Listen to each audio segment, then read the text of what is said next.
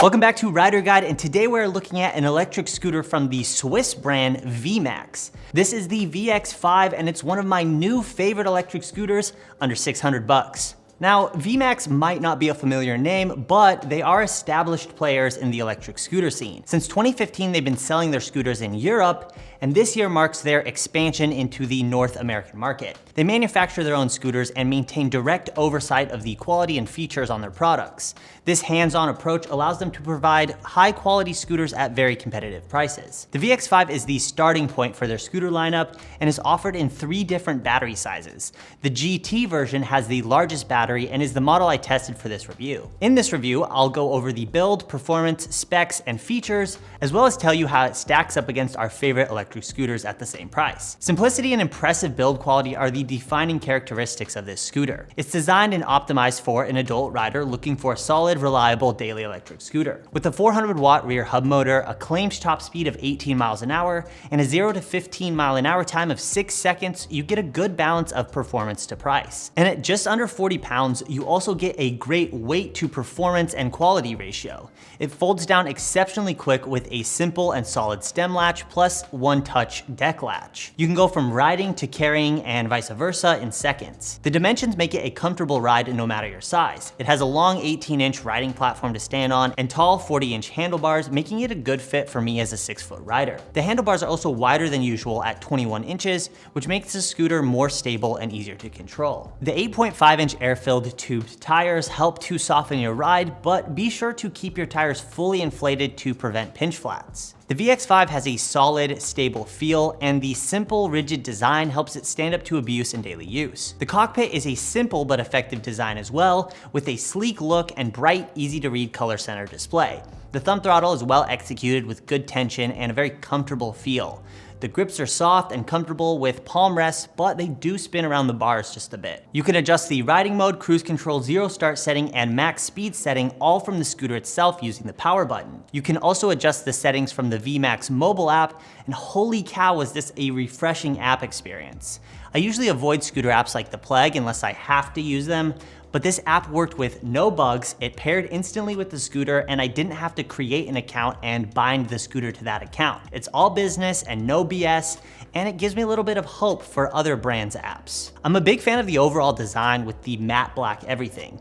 The deck mat offers a cool textured design with good grip. The paint finish feels really high quality and all the lines are neatly routed and integrated. Even the brake levers have slots in the handlebars to give it a sleek, seamless look. The VX5 comes with 2 brake levers.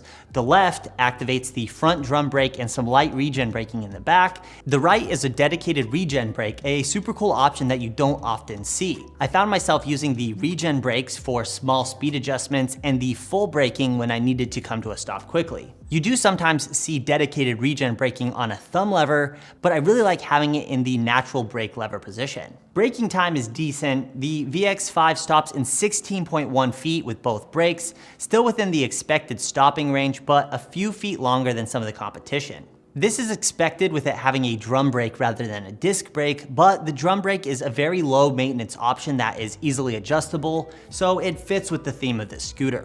In our 2-way speed test with GPS testing equipment, the VX5 clocked a top speed of 15.5 miles an hour, which is a little under their claimed top speed of 18 miles an hour. While I did see displayed single direction top speeds of 17 to 18 miles an hour, the GPS showed the scooter never got higher than 16.5 miles an hour in a single direction. Similar to cars, almost all scooters display higher speeds than their actual GPS speed, so there really were no surprises here. Overall, the top speed is pretty standard for the price and doesn't feel significantly slower than other scooters in this class. I'm a 205-pound rider, and on the hilly RG range test course in the highest riding mode, I got 13.7 miles. Keep in mind that lighter riders will be able to extend their minimum range by a few miles.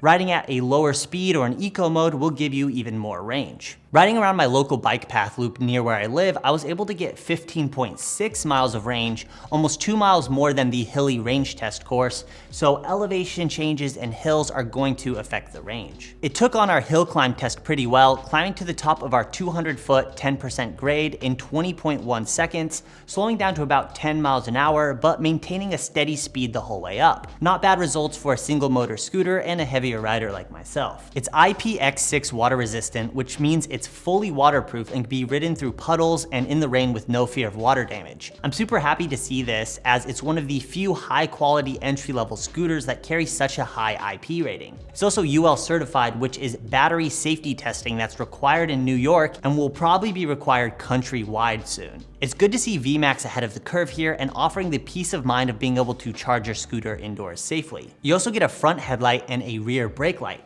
The headlight is decent for an included light, and you'll be able to get home if you get caught in the dark, but as always, I would recommend an additional helmet light if you're commuting at night regularly. The VX5 scores very high on our reliability index, a metric we've added to our reviews recently. This metric takes into account the features of the scooter, the reputation of the brand, and the warranty they offer, then gives a score out of 10 on how dependable the scooter is. The VX5 gets an 8.7 out of 10 thanks to the 2-year warranty, high IPX6 water resistance rating, UL certification, and the easy to maintain drum brake. This is a scooter that should last you a long time with little to no issues. This is an excellent choice at the price and competes super well with other choices at this price point.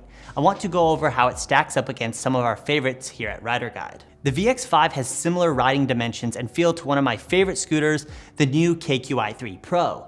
The Pro has a large rear tail, which adds a little versatility to riding position, but also adds a little bit of weight. The Pro also has tubeless tires as opposed to the tube tires of the VX5.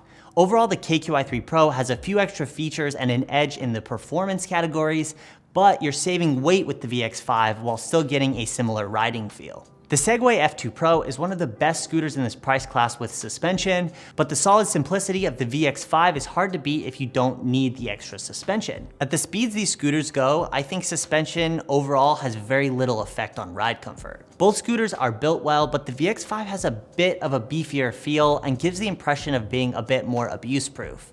It's also $150 cheaper than the F2 Pro, so you can decide if the suspension is worth the jump in price. Something to keep in mind as well is that there are 3 different versions of the VX5 with different battery sizes. So if you like the scooter and you're on a tight budget, there are 2 other options $50 and $100 cheaper than this GT version. Being able to get on a VX5 for less than $500 is pretty crazy and a great option if you don't need a ton of range. It's great to have another high quality option in the budget category, and VMAX is definitely a brand to watch over the next few years.